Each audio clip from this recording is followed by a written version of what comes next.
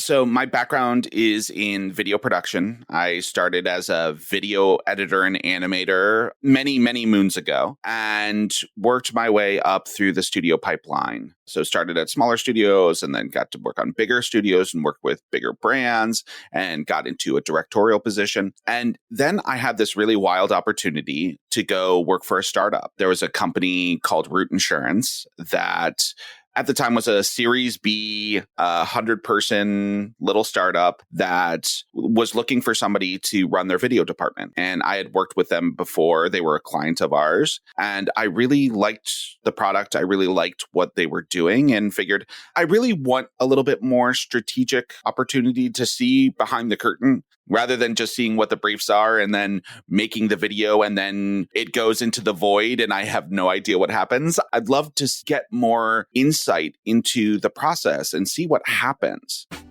Hey, creative. Are you ready to discuss profits, the money, the ways to make it happen?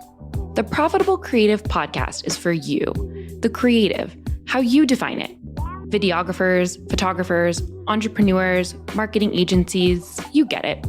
CEO of Core Group and author Christian Brim interviews industry experts, creative entrepreneurs, and professionals alike who strive to be creative and make money at the same time. Sound like you? Tune in now. It's time for profit. Welcome to another episode of The Profitable Creative, the only place on the interwebs where you will learn how to turn your passion into profit. I am your host, Christian Brim. Joining me today, Kevin Rapp. I didn't ask you before the show, is there a company you're associated with besides Kevin? Yeah, the name of my business is called Ultra Friends. I'm the chief creative officer.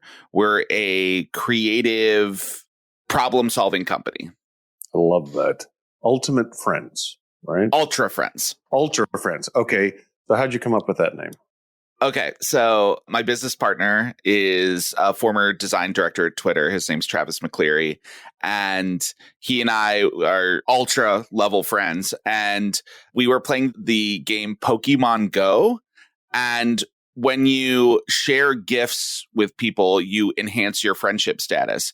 And we reached the level of Ultra Friends. That's the level of friendship status that we achieved in Pokemon Go. And we thought that was just a hilarious phrase to be given. And from there, we were just like, yeah, that's it. That's the name of the studio. Yeah. Who could say you're not Ultra Friends? I mean, how do you even define that? Exactly. No one can. And we kind of expand that to include the contractors that we work with, the clients that we work with. Everybody's an Ultra Friend. I love it. So at Ultra Friends, I heard you recently speak at the Onward Summit, and I found your presentation fascinating. I am curious, I think I know, but tell me exactly what you do at Ultra Friends. Sure. So it's hard for me to say, this is our lane, this is our niche, because we do everything from branding to web design to video content creation to overall creative marketing strategy for brands. So we're kind of all over the map. And so that's why I kind of describe us as creative problem solvers. We are not the type of company that you contract when you say, hey, we have this very specific brief. We just need somebody to come in here and make it look pretty. We are the type of company that you contract when you have a business problem that needs solved. And you need creative experts that can help you assess the type of creative solutions that are going to solve those bigger business problems. Yeah, because that was my follow-up question is what problem do you solve? And it sounds like the creative ones. That's the ones that need the creative juice. 100%. And that can be everything from we're a B2B company and we need to increase our visibility so that we can get bigger sales with bigger brands. We need to pitch bigger. We need to increase our customer base. We need to elevate our brand awareness. We need to help recruit the top talent. There's all sorts of really big business problems that we are helping brands solve.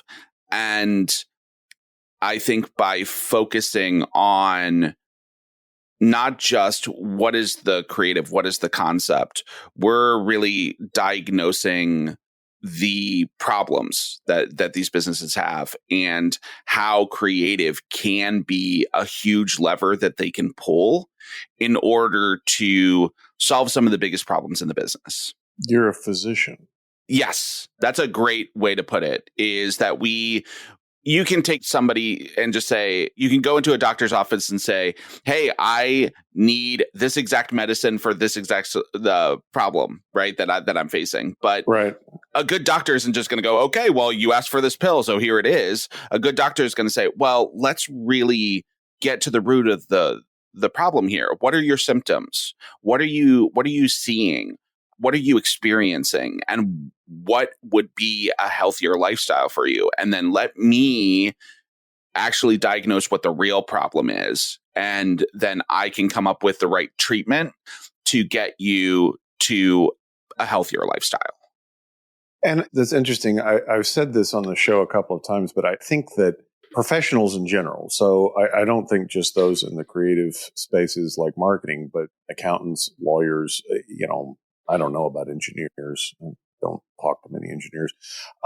They treat the symptoms. They don't necessarily find the underlying cause.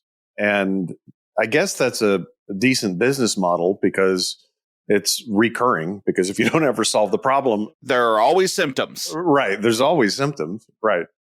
So tell us the story about how you came to Ultra Friends. Like what happened before that? Yeah. So my background is in video production. I started as a video editor and animator many, many moons ago and worked my way up through the studio pipeline. So started at smaller studios and then got to work on bigger studios and work with bigger brands and got into a directorial position. And then I had this really wild opportunity to go work for a startup. There was a company called Root Insurance that at the time was a Series B, 100-person little startup that was looking for somebody to run their video department. And I had worked with them before. They were a client of ours. And I really liked the product. I really liked what they were doing and figured I really want a little bit more strategic opportunity to see behind the curtain rather than just seeing what the briefs are and then making the video and then it goes into the void and I have no idea what happens. I'd love to get more insight into the process and see what happens. And so this just felt like the right opportunity. And so I spent 4 years there, and in that time, we went from a little 100-person startup to an 1,800-person public company, which was just an incredible... That was an interesting journey. Yeah, an interesting hair on fire journey a lot of the time. But it was something that was incredibly valuable to really not just get to put my creative chops into practice, because that's something that it feels like in the creative industry when you're on the agency or studio side is I am here to take orders and execute this to the best of my ability, right? To bring my perspective to this that is going to execute this prompt as masterfully and as ambitiously as I possibly can with the level of technical excellence that I hope to achieve. But it's rare to really feel like I am attacking the real problem. And it's rare to get a sense of understanding of how well it performed. Really, like a lot of the times, the best metric that I had for the success of a project was if the client came back. Right? We would never go, oh, yeah, here's the data. We increased our brand awareness by 15%, which is what we were going for 10. You gave us 15. So we'd love to work with you again.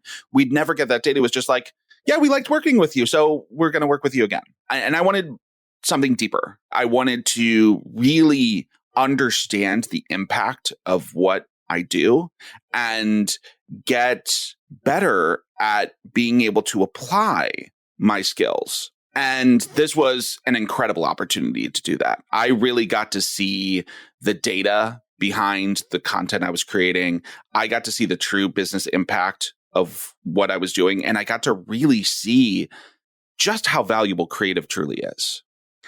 Because I really don't think that company grows the way it grew without the creative team helping them figure out how to tell their story. We were a car insurance company, right? And car insurance is one of the most heavily advertised industries in the world. There are billions spent on advertising in the car insurance space. I mean, literally try and watch a commercial break without seeing at least one car insurance advertisement. I think you'll have a hard time doing it. Yeah. And it seems like all of them are about how cheap they are. 100%. Yeah. I'm like, as a business model, I'm sitting there going, well, you realize that if you're the cheapest, that means all you're going to do is fight me on your claim. That's the business model, right? So I'm like, and you talk about red water marketing and red water business model.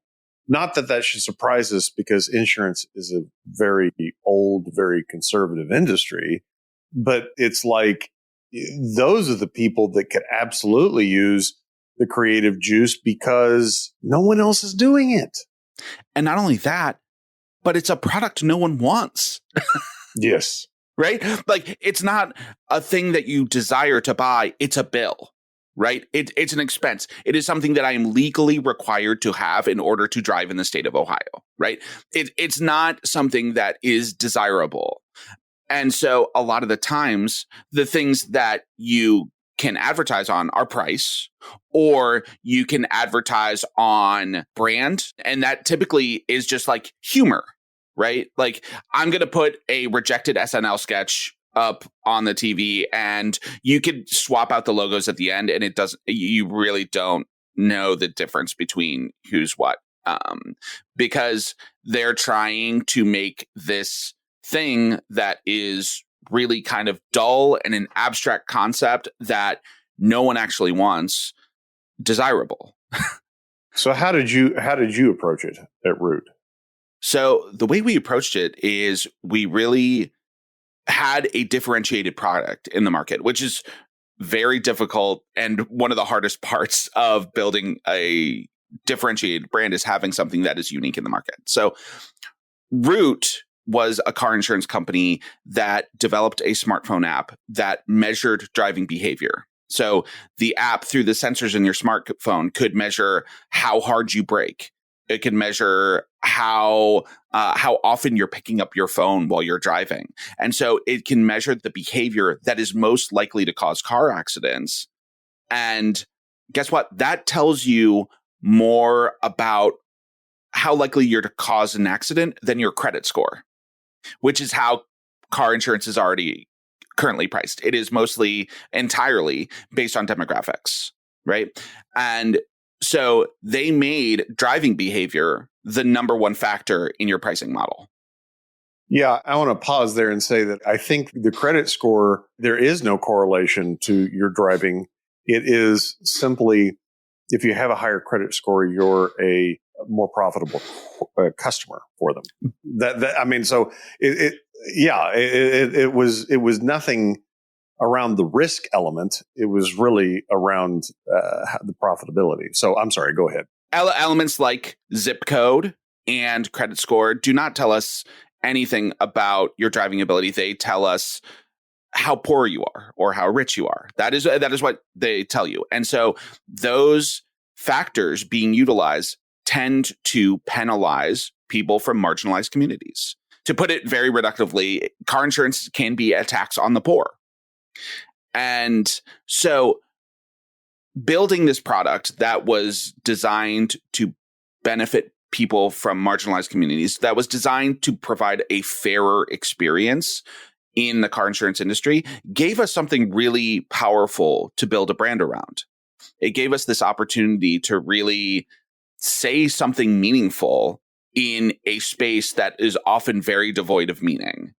So we had an opportunity to be disruptive with the way we utilize brand. So I when you ask how did we come to the space, we really said we want to have a message that feels very different and a brand that feels very different than any other advertiser you'd see in the car insurance industry. Today's episode of The Profitable Creative is brought to you by Core Group. Are you tired of doing it all yourself? Do you feel like you have no plan? Let Core Group guide you to build the business of your dreams. Core Group, your go-to accountant for creatives. So let's pivot and discuss how you started Ultra Friends. Like, what led to that?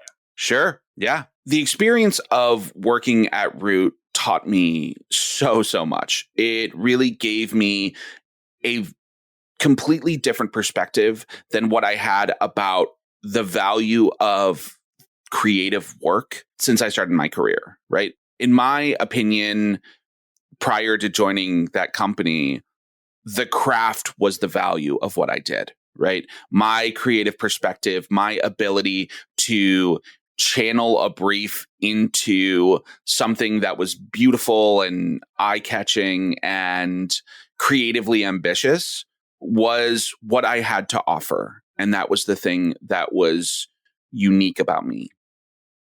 But as I got to Root and as I worked through that experience of really seeing, oh no, I can help triple a policy count for a company. I can help build a brand and tell their story in a way that captures the public's imagination, that influences them to make behavior change.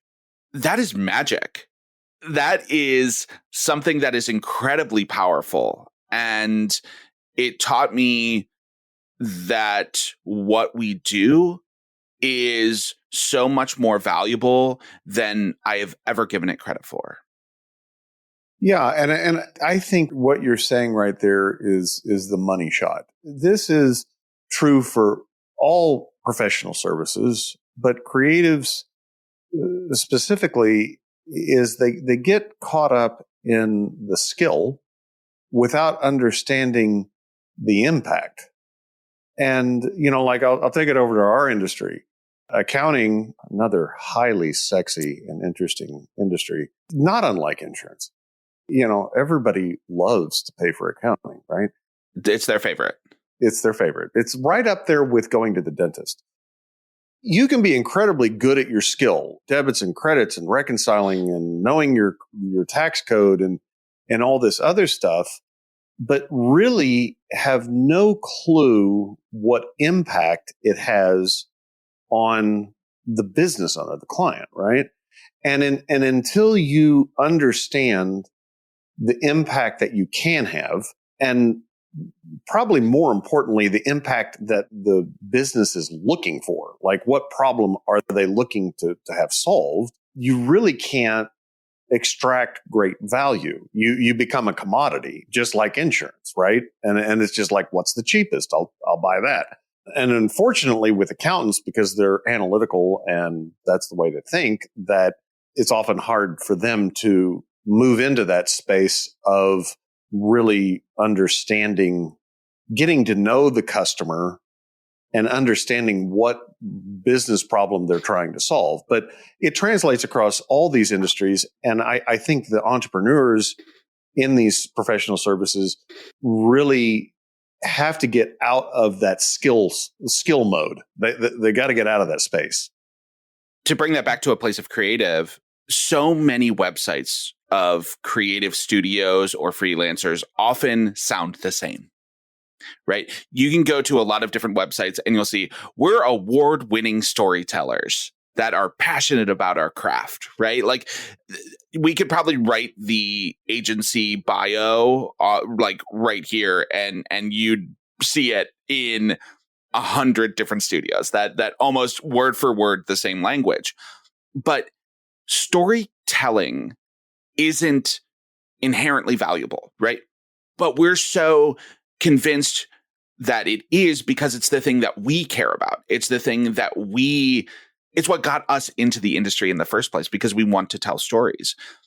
But storytelling is valuable. You just have to figure out how it connects to value.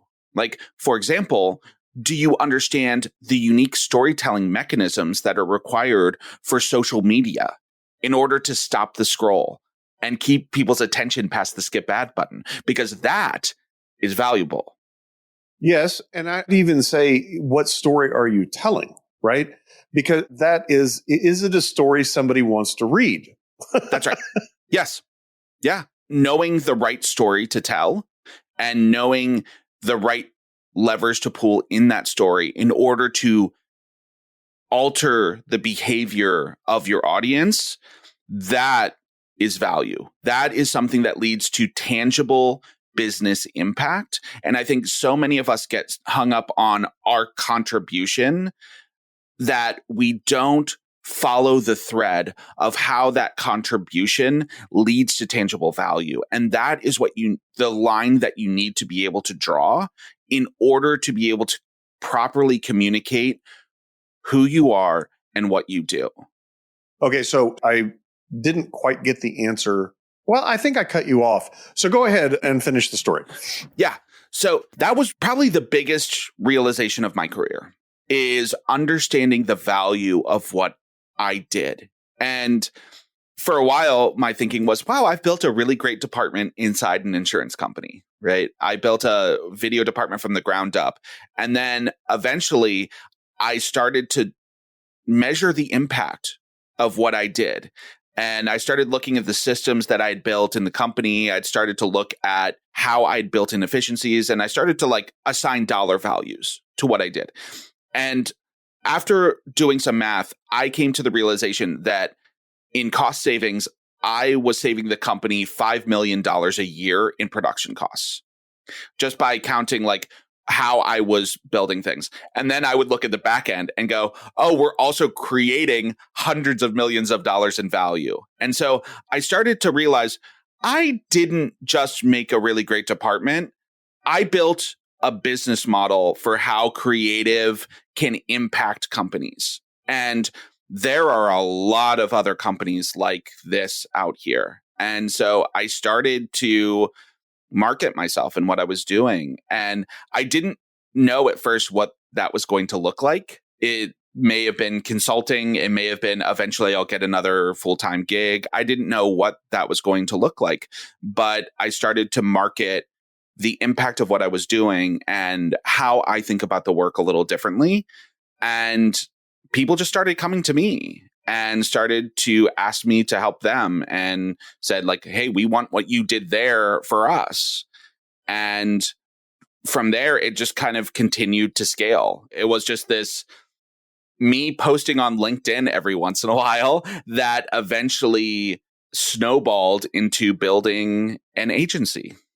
Now, how long ago was this that you started UltraFriends? 2.5 years ago. Okay. And did you start out at the outset with a partner or? No, it was just me at first because I kind of quit my job without a plan. And I just started posting on LinkedIn saying, okay, I'm going to start figuring out what I'm going to do. And I got my first couple of clients pretty quickly. And that gave me the opportunity to have some space to really investigate what I wanted to do. And I found that I was really enjoying doing my own thing, which is, I was a lifetime 9-to-5er before that. I had worked full-time jobs for 16 years before I did my very first going out on my own. So this was, as a notoriously very risk-averse person, this was something that I was very, very, very nervous about. What helped you bridge that gap from employee to, as I like to phrase it, the check casher to the check signer? I think seeing the response that I got and being able to close a couple of clients even before I left my full-time job just gave me that, oh, you're going to be okay. I had started to really understand my value when I worked in-house and got to really see the impact of what I was doing. And this gave me that validation of oh, no, you're right. You are worth more than you gave yourself credit for. And betting on yourself right now is the right bet to make. I'm going to put a pin in that statement right there. So finish. How did you end up with a partner? And what was? My business partner is actually the former chief creative officer at Root. He's the guy who hired me in the first place. And he and I just became very, very, very good friends over the time. And he went off and did other things while I was starting to do my own thing. And we always talked about eventually it'd be great to put the band back together and get the two of us back together, working together again. And eventually he got into the right circumstances where it's like the timing is kind of right for me to at least give this a try. And so this was about a year ago. The two of us officially combined forces and changed what was Kevin Rapp Consulting into Ultra Friends. Do you segregate your responsibilities? Is there a synergy that comes with what you do?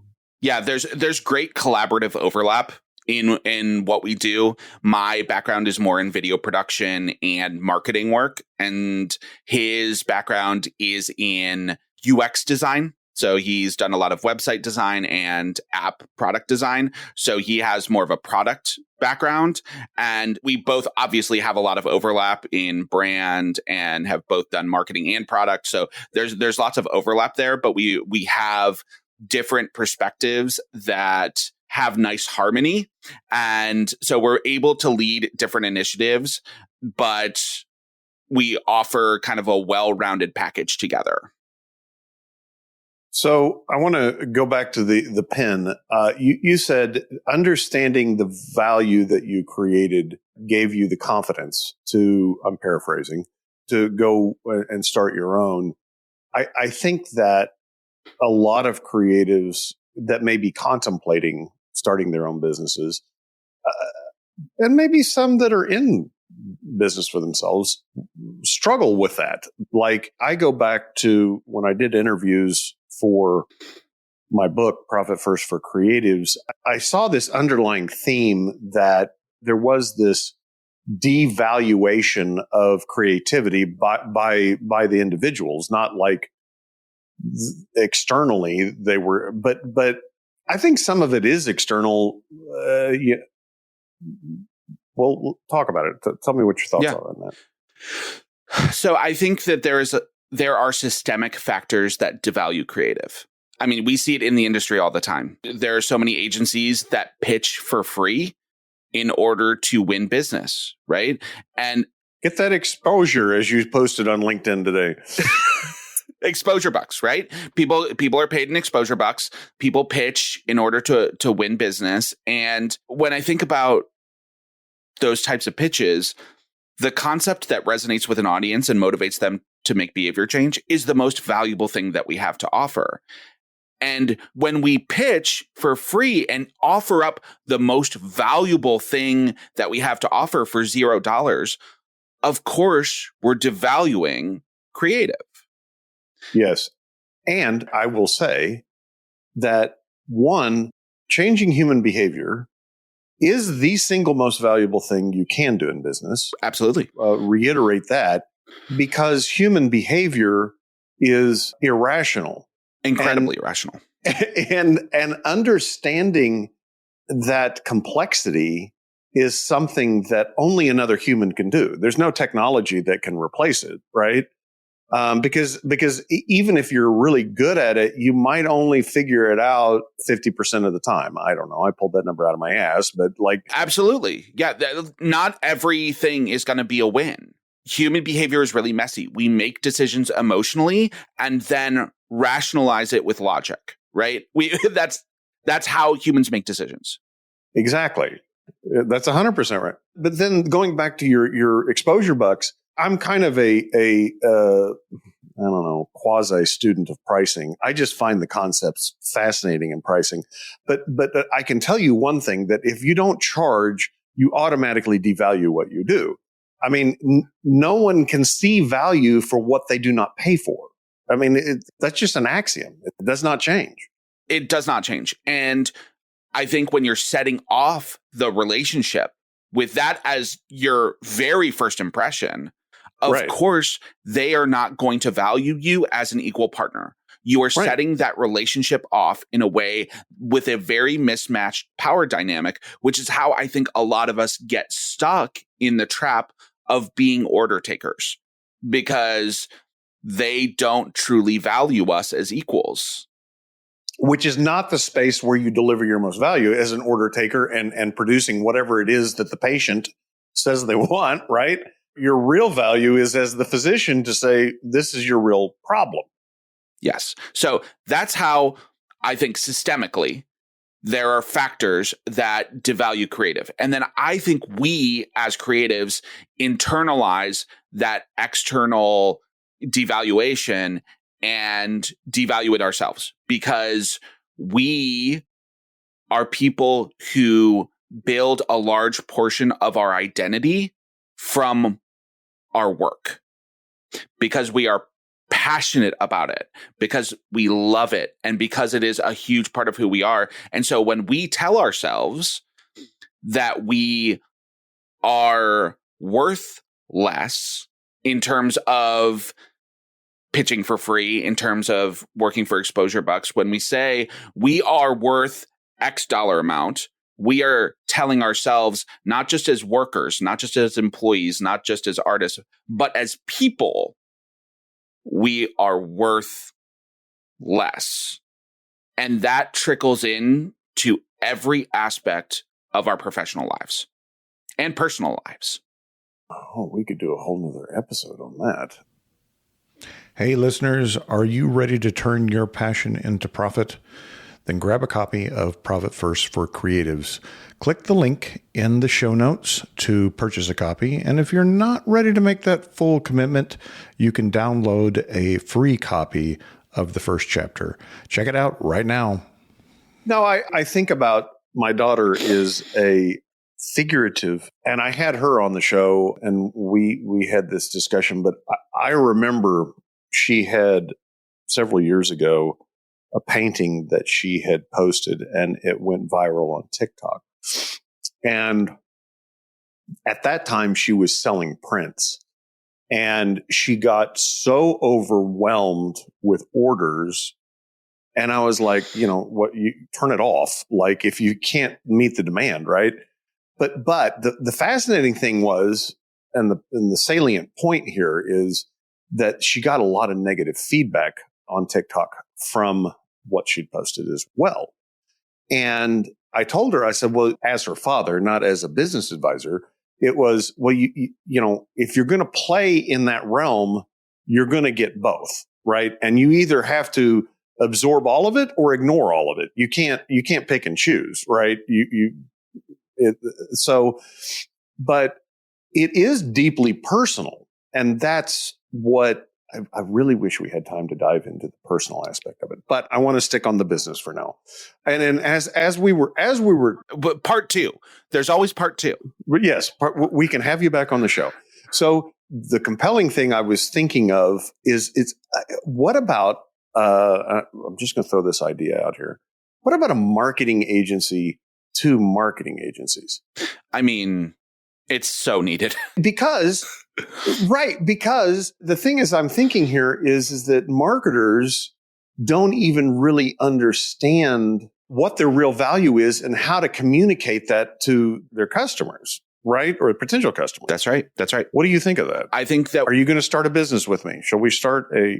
it has been something that's been on my mind, honestly, because the thing that... I mean, I love what I do. I love helping brands. But the thing that I get really, really fired up about is helping creatives and other business owners unlock things in themselves and recognizes the superpowers that they don't even realize they have. It's something that came far too late in my career. Like, I shouldn't have been 20 years in my career before I recognized what my value was, right? Like, I really should not have been that far along to truly understand why what I do is powerful. But it took me a long time because we're not good at teaching it as an industry. We're not good at teaching why what we do is impactful. We are great at teaching how to improve the craft. We are great at teaching how to build better pitches. We're great at teaching metrics that don't truly move the needle for the business. Like they do incrementally, but they're not the real things that help move the business forward. There is a real desire in me to help creatives understand why they are as important as they are, because every cultural and business foundation is built off of the backs of creative contributions. 100%. And I'll go a step further, that I think one of the structural problems is that creatives are different. They think differently. They communicate differently. And a lot of times and I don't want to say non-creatives, because I think everybody's creative. Everyone's creative. Yeah. But the people that don't, the rest of the world, we'll just call them that, have a hard time understanding what it is that you're doing, saying, like, and so it's easy for that to break down, and I'm just thinking of my own experience in my own business and my own marketing director. Like, I've worked with her for 3 years, and having conversations is structurally difficult because we think and communicate differently. There's not a straight line in her brain, right? My favorite example of that is I asked her at the beginning to give me a spreadsheet, and she gave me a spreadsheet, and I'm like, what the fuck is this? Like, this is not a spreadsheet, right? But it just highlighted this fact that we think fundamentally differently. And it's hard for us that aren't in that space to really engage with creatives and properly utilize them. Yeah. And that leads to a siloing where creative is kind of offset from the business realities. And that's what leads to marketers saying, okay, we're going to make you this very prescriptive brief of what we want, and then we're going to give it to you creative folks to do your magic thing to make this work. And then the creatives might have a problem where they look at this brief and go, this doesn't make any damn sense. Like, this isn't going to give them what they actually want, but they don't have the language to communicate that back. And so there's this breakdown in communication where the creatives just go, okay, we're going to try and make this work. And they're fighting an uphill battle. And maybe it looks really pretty, but it doesn't solve the real problem. Yeah. And you because we're not able to have that back and forth. Right. And what we've done in even giving you a brief, conceptually, what we've done is we've already put restraints on you. 100%. And yeah, as opposed to saying, this is the objective we're trying to achieve. Exactly. Figure it out. Like what's. Yeah. It's something that's really powerful when you have a great dynamic where you have business owners that say, hey, we know what we want to achieve. We know what we're trying to accomplish, but we don't exactly know the tactical ways to achieve that. Can you help us? That's something that it takes time and trust. But when you get into those. Yeah, because I'm thinking as a business owner, well, if I throw this problem to you and there's a substantial chance that you're not going to figure it out the first time or the second time. Right.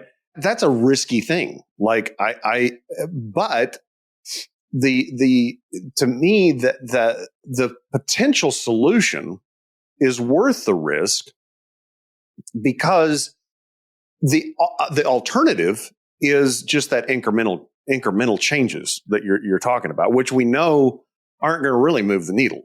That's much. Right. Exactly. They'll get you those small little incremental wins that you can be like, yay, we did this by like 0.5%. And it's like, oh, cool, that's great.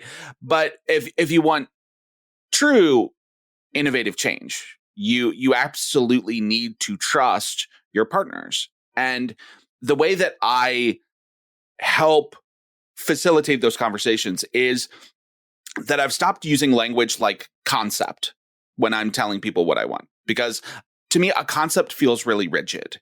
It feels like I'm trying to sell you this idea is going to do magic for you. And so what I present. Well, see, concept to me sounds ambiguous, but go ahead. I mean, like that's fascinating that you think it's restrictive, but I would perceive it, if you told me concept, is like, that seems nebulous, but go ahead. So I mean that in the sense of when I am presenting a pitch, or when I was presenting pitches at studios before, we would say, here's concept 1, 2, and 3. Here's why concept 1 is the exact right solution to your problem. Here's why concept 2 could also maybe be the right solution to the problem. And here's also why concept 3 might probably be the right solution to your problem. It's the safe one, right? So to me, they feel very salesy because that's the structure that we were always pitching them in. And that's why I think they feel rigid. And so I have shifted my language to, when I present new ideas to my clients, I pitch hypotheses. I say, this is my hypothesis of what I think is going to perform, and here's why I think it is going to perform. And here are the variables that I'd like to test, and here's what I'd like to learn from the experiment of putting this creative out into the market. That, to me, opens up a different kind of conversation where it's no longer, okay, which is your favorite of concepts 1, 2, or 3? It now opens up the possibilities of, which do you think is the most reasonable hypothesis to test? And what would you like to start with? That it's no longer 1, 2, or 3 is the right answer. It is, you know what? 1 might be the answer, 2 might be the answer, 3 might be the answer. And I might have up to 10 hypotheses that I'm going to present you. And it's now, what do you want to try first? And then we have a ton of fertile ground that, if that doesn't work, there are other potential solutions to this problem that we have been thinking about and have opportunities to explore. Well, and essentially what you're talking about there is divergent thinking as opposed to convergent thinking. And as business owners, you don't really want a divergent answer. You want an answer, right? You want everything to come together into one answer. Yeah, like to say there is only one potential solution to this problem is just unrealistic. There are so many different potential solutions to increase customer acquisitions, right? There's a million different ways to approach that. And so to present a couple of different ways to think about it, and I liken it to, the scientific method, right? That I have a hypothesis, I'd like to test and validate it. Here's our control, here's our variable, so that we can get some real learnings behind it. And so at the end of the day, a lot of the times, the most valuable thing isn't just the results. A lot of the time, what you learn from the test can be the most valuable thing that you get out of investing in creative. There's a fascinating book. I recommend you read it. It is called Greatness Cannot Be Planned. And I read it. It's written by computer scientists. And it's one of the very first books on AI. I think it's 20 years old. And he walks through why, if your objective is X, that planned approach to achieving X is actually counterproductive from a computer language AI standpoint. And if you think about all of the great things that have been discovered, they all took a very unpredictable path to get there. So, like the computer was one of his examples. And he said, well, in order for the first computer to be created, there had to be vacuum tubes. The vacuum tubes weren't created with the intent of creating a computer. They were created to do testing in labs. I don't know why they made them, but and there were several steps along the way that, like, if you said, okay, build me a computer, you would never have gotten there because you hadn't discovered what you didn't know beforehand. That's what you're describing there. Yeah, it's absolutely using creative thinking to find the right set of components to build a solution to a business problem, right? Is one of the things that we did is, when I was working in-house, I started looking at one of the problems that we had, which was that creative was always having to be reactive to marketing. Marketing would make a request, creative would build something from scratch every single time. And so we were putting tremendous amounts of effort into every single piece of creative because we just kind of waited for marketing to tell us what they needed. And so I started looking at this and saying, what if I just started making a bunch of components and just started making a bunch of evergreen assets that they could then say, oh, we have this new initiative. And I could say, great, here are 5 different options. Pull the one off the shelf that you think is the best suited for this, right? So I started building all these libraries of assets proactively. So whenever we had downtime, we were starting to add to our inventory. We were building 3D illustrations. We were building animations. We were building, all sorts of different pieces of content so that we were proactively building a library and an inventory that all of our teams could utilize. And that's how we got to this savings factor, because we were proactively solving big business problems. Kevin, we're definitely going to have you back on the show because we have more that we need to dig into. How do people find you if they want to learn more about it? Yeah, if the best place to find me is on LinkedIn. I'm usually posting there like every weekday, so you'll see me dropping little nuggets and also references to the X-Men and any random thing that's on my brain at that particular moment. So that's probably the best place to see more if you are interested in hearing more of me yammer on. We'll drop that link in the show notes. Kevin, thank you very much for your experience here and your insights. Listeners, if you like what you heard, please rate the podcast, share the podcast, subscribe to the podcast. I'm not even going to ask you to tell me if you didn't like it, because if you didn't like it, you're on the wrong show, because this was awesome. Until then, ta-ta for now. And that's a wrap for today's episode of The Profitable Creative.